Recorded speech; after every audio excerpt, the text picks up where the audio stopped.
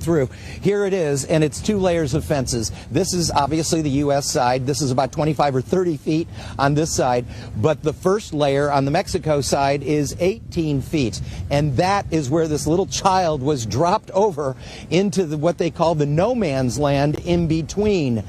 Fortunately for this child, he had family with him. Fortunately, he was caught. I don't know if you've seen this video. It actually happened at midnight on Sunday. They just released the video yesterday, and we're talking about it today. Take a look at this. It's one of the most disturbing images you will ever see. Unfortunately, it's an image we've seen time and time again over the past 2 months. Only this time, it happened in our front yard, the border wall in Imperial Beach. Smugglers dropped a 2-year-old child over the primary fencing here. It measures approximately 18 feet in height. Fortunately for the child, there was a person on the north side of the fencing that was able to capture him. As it turns out, the person who caught this child was his father, both originally from Africa, and made their way to San Diego with the help of a global human smuggling operation. This particular pair, the father and the child, are actually nationals of Ghana, which, as we know, is a country in Africa. The smuggling organizations that operate here in San Diego and in Mexico are organizations that operate on a transnational level.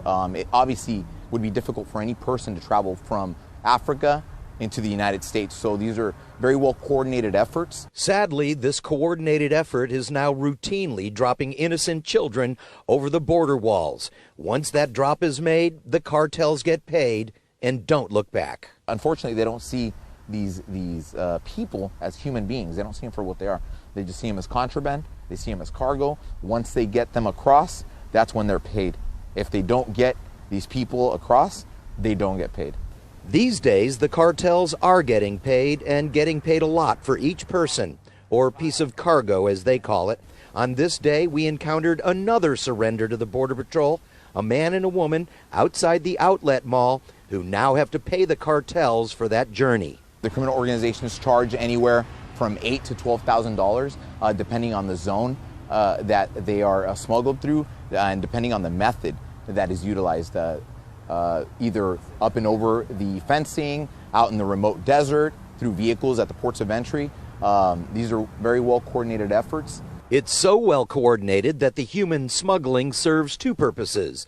The cartels get paid to get the people in, and the Border Patrol is diverted away from other evil deeds that are happening at the same time. So it's a cat and mouse game. It's definitely not a new tactic. I just think that they're using children now. They're using people, which is what's concerning, the age of these children. Yeah, so there's always this cat and mouse game down here with the cartels diverting the Border Patrol in one part, and then they'll get the meth or the fentanyl over in another part. It is just an evil, nasty game that is happening down here. So ugly and so horrifying to see the actual reality that's happening on the ground, as opposed to the political dialogue that we're being sold out here. But, you know, it is a brutal journey for all of these people, whether you're a little kid being dropped over an 18-foot fence and you originated from Ghana, or whether you're those 2 kids that we saw from Guatemala who just walked through an opening in the fence and put their hands up and said, "I'm here, let me in." And, you know, let me just say before we go, every time we come down here, we find some evidence of the smuggling operation. The last time it was that ladder. It was about a 20-foot ladder that hooks on top of the fence here and you can crawl down. Today, as we're looking around, I couldn't believe my eyes. I looked down on the ground and I found 2 identification cards. First, I found this one. And I'm like, oh my gosh, what is that? It is an identification card from a woman from Sierra Leone.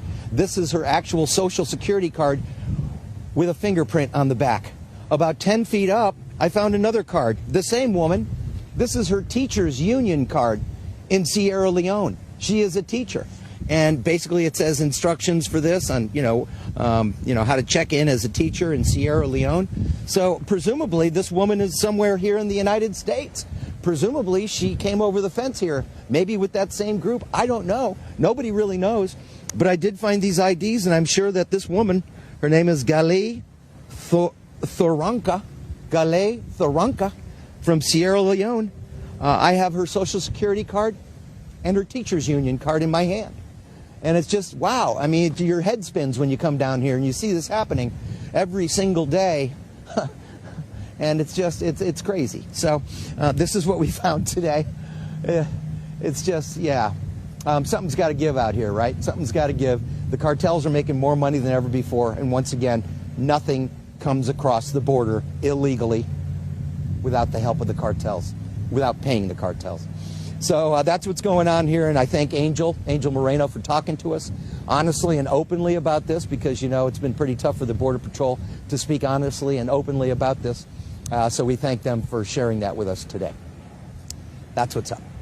Dan, we see the video of the young child being dropped, and we know that the group was found and you know, captured, I suppose is the term. And you've got those two border walls so that there's that no man's land. Are they able to get over pretty quick once they see the surveillance video and apprehend these people? Yeah, they are. And in fact, in that video, I don't think we showed it, but in that video that the Border Patrol took, by the way, that was taken from a camera that's on top of one of these posts that's just right here. We can't see it from here because it's in the no man's land, but it was taken from a camera that's posted up there. But the answer is, yeah, once they see those images, they got here quickly. In fact, the guy on the four-wheeler was here right about the same time that the little baby was being dropped. And at that point, he called in some reinforcements because there were a lot of people involved. And yes, they did take them into custody and essentially take care of them is what's happening now. They didn't arrest them. They're in a facility with the father and the son right now in San Diego. Presumably, we don't know, but presumably they'll be given a ticket or a notice to appear within 60 days. And as we understand it, that there's no actual court date. It's a voluntary thing where you're supposed to turn yourself in within 60 days to get processed. And as we know, 89% don't show up. So essentially, these folks will be released into our community to, you know, make it on their own. And it's really mind-blowing to think about this, that they're just one after another, given these tickets, notices to appear, and suddenly given a ticket to a bus stop or trolley station here in San Diego. And that is what's happening every day, all day here in San Diego. But wow, kind of blows your mind to think that it happened right here. You know, we saw the video from Arizona, we saw the video from other parts of the border wall, but to think that it's right here. And we're just standing here last week talking about that sewer line that was wide open, and suddenly this is where this smuggling operation apparently had a group from Ghana